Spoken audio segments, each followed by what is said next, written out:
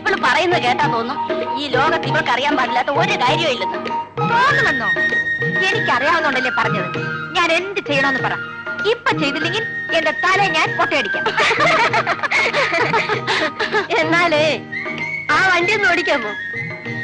ഇതോ? പാടി ഓടിക്കാം.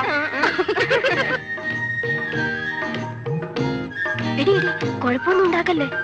നീ ഒന്ന് ചുമ്മാ ഇരിയടി. ഇത് ഓടിക്കുന്നത് കാളവണ്ടി ഓടിക്കുന്നേക്കാൾ എളുപ്പമാ. ആന്നേ കേറ്.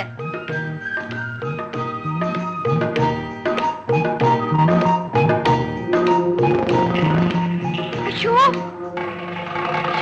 അയ്യോ, ഇതെന്താണ് ഇങ്ങനെ ഓടുന്നത്?